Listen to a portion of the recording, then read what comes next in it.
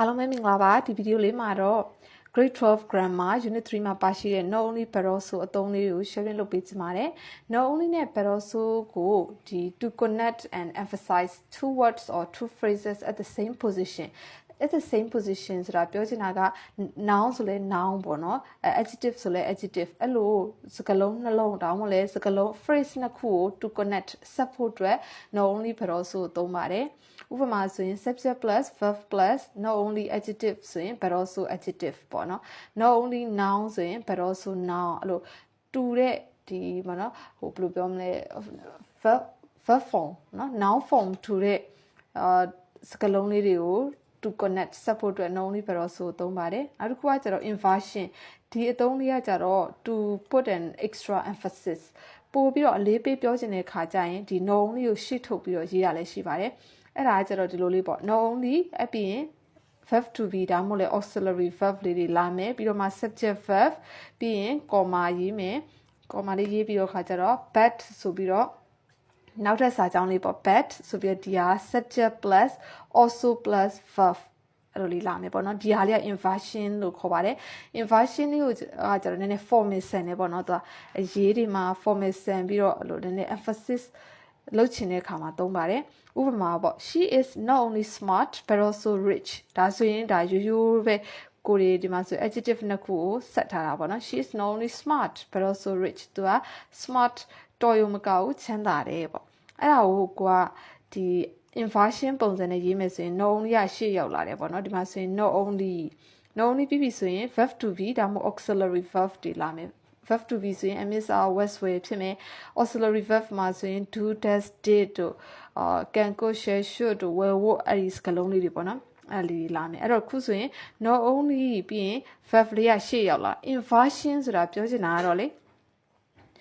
ရိုးရိုး sentence တွေက subject verb object လာတာပေါ့နော် inversion လို့ပြောလိုက်ရင်ကျတော့ verb လေးကရှေ့ရောက်လာတာ verb ပြီးတော့မှ subject ပေါ့အဲ့ဒါကို inversion လို့ခေါ်တာเนาะအဲ့တော့ဒီမှာဆိုရင် not only က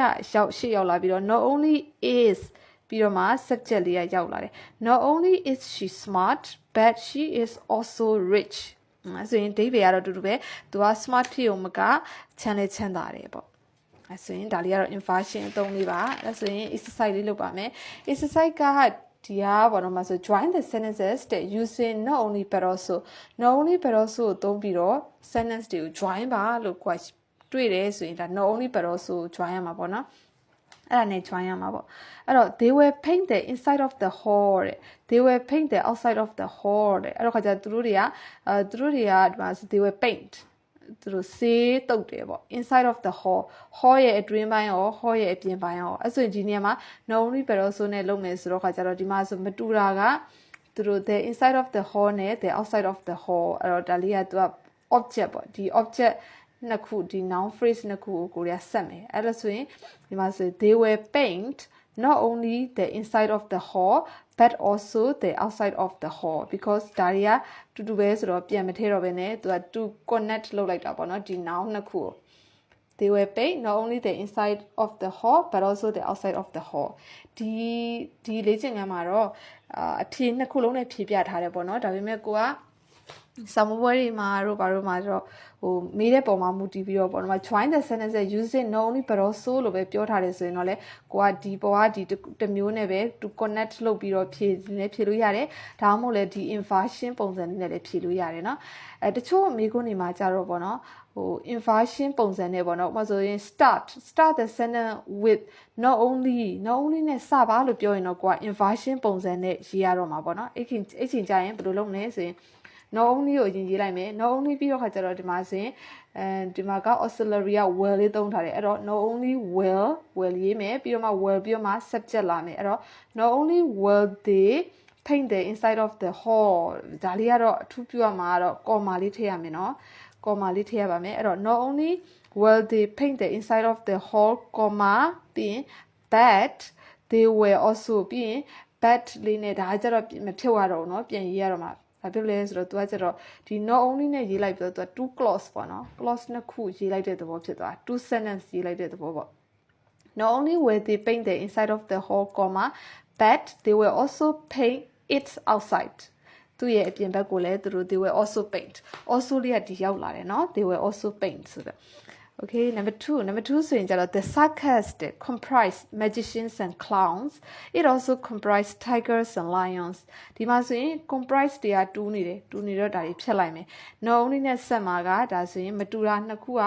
magician clowns နဲ့ tigers and lions အဲ့တော့ the circus comprise not only magicians and clowns but also tigers and lions ဒါလေးကတော့ရိုးရိုးလေးပဲပေါ့နော်မတူတဲ့နှစ်ခုကို not only လေးနဲ့ but also လေးနဲ့ဆက်လိုက်တာအဲ့ဒါကိုကိုရီးယား inversion ပုံစံနဲ့ not only ကိုရှစ်ထုတ်ပြီးရေးမယ်ဆိုရင်ဘယ်လိုဖြစ်သွားမလဲဆိုရင် not only အဲ့ဆို not only ရဲ့နောက်မှာခုနက pattern လေးက not only ပြီးရင် verb to be ဒါမှမဟုတ် auxiliary verb လာမယ်ပြီးတော့မှ subject verb ပြီးရင် comma ကုတ်ရမှာလေနော်အဲ့ဒါလေးကိုတော့ကိုကအမြဲတမ်းမှတ်ထားရမှာနော်အဲ့တော့ not only ပြီးရင်ဒီမှာကိုကြည့်လိုက်တော့ comprise မှာသူ s ကြီးထည့်ထားဆိုတာ singular ပေါ့နော် singular verb ဖြစ်နေတော့ခါကျတော့ကိုရီးယား not only does ဆိုတဲ့ auxiliary verb လေးတွေကိုသုံးရမယ်နော်ဒါလေးတွေကတော့ကိုကအမှတ်ထားမယ်ဟာ not only does ပြီးတော့မှ subject က the circus ပြီးရင်ဒီကနောက်ကသူကရိုးရိုးverb infinitive ဖြစ်သွားပြီเนาะ st est မပါတဲ့ဟာကိုထည့်ပြရမှာအဲ့တော့ not only does the circus comprise magicians and clowns ပြီးရင်ဒီ comma လေးထည့်ရပါမယ် clowns comma but เนาะပြီးရင် it also ဒါလေးကတော့သူ့ရဲ့ pattern လေးပေါ့เนาะ but it also comprise ဒါကတော့သူ့ဟာသူပါရမယ် but it also comprise tigers and lions ဒီပေါ်မှာဒီ comprise မှာ s မထည့်ဘူးဆိုတာဒီရှေ့မှာကိုရီးယား does လေးကိုသုံးလိုက်လို့လေနော်not only does the circus comprise အဲ့လိုလေးပါအဲ့ဆိုရင် number 3ဒီအမှန်တော့လေ number 1 2လေးတွေပေါ့နော်ဒါလေးတွေကိုဒါတကယ်နားလေတယ်ဆိုရင်ဒီ3 4 5ပေါ့နော်နောက်ဆုံး10ထိကိုယ့်ဘာသာကိုလုပ်လို့ရပါတယ်ဒီမှာတော့အကုန်လုံးကိုတော့ဖြည့်ပြထားတယ်ပေါ့နော်ဒါပေမဲ့မြန်လေးပဲရှင်းပြသွားပါမယ်နော်So he will sing a song at the dinner party. He will also dance at the dinner party.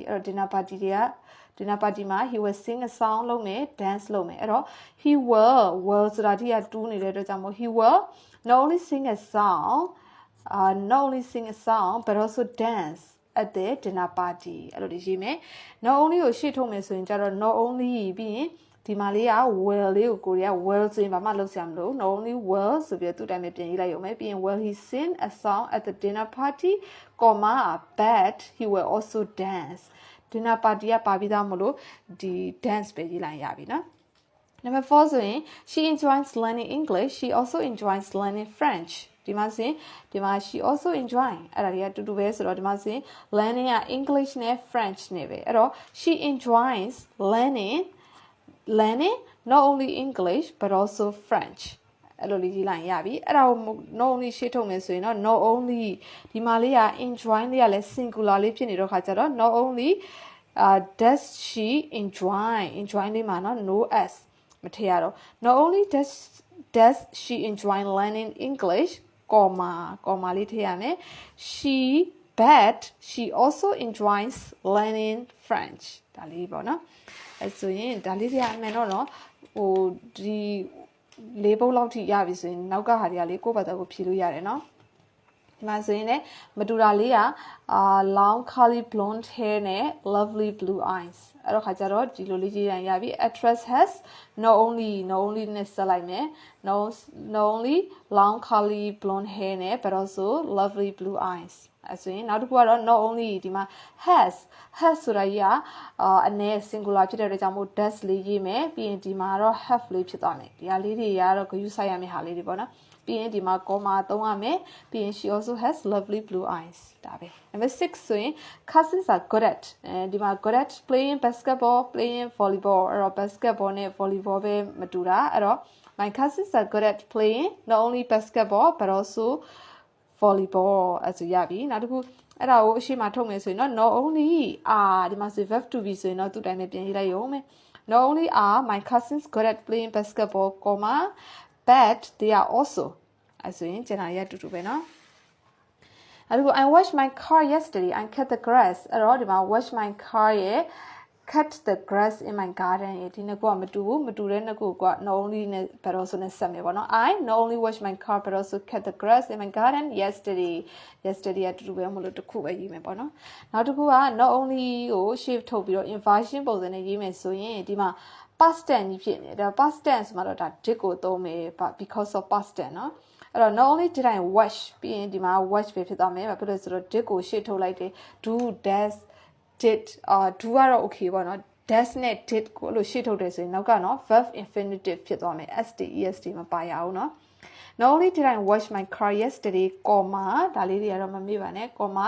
but I also cut the grass in my garden. Yesterday ယူတော့ပြန်ထည့်ကြမလို့เนาะ but I also cut the grass in my garden. Number 8. My brother can speak Spanish well. My sister can speak Spanish well. အဲ့တော့မတူတာဆိုလို့ my brother နဲ့ my sister သူတို့တွေက they can speak Spanish well တဲ့အဲ့တော့ခါကျတော့ not only my brother but also my sister can speak Spanish well ဆိုပြီးတော့ရေးလိုက်ရပြီနောက်တစ်ခုကသူတို့ not only ကိုပေါ့နော် inversion ပုံစံနဲ့ရေးမယ်ဆိုရင်တော့ not only can ဒီမှာလဲ can ဆိုရင်ဒီမှာ can ရေးလိုက်အောင်မယ် not only can my brother speak Spanish well comma ထည့်မယ် but my sister can also speak Spanish well အဲ့လိုပဲနော်အဲ့ဆိုရင်ဒါလေးကလွယ်ပါတယ်เนาะ inversion လေးရော not only but also အသုံးလေးကလွယ်ပါတယ် Number 9 He likes to do exercise at the gym တဲ့သူက likes to do exercise လေးလုပ်ချင်တယ် at the gym ပြီးရင်လည်း he likes to go jogging in the park park ထဲမှာလမ်းလျှောက်ရတာလည်းကြိုက်တယ်အဲ့တော့ he likes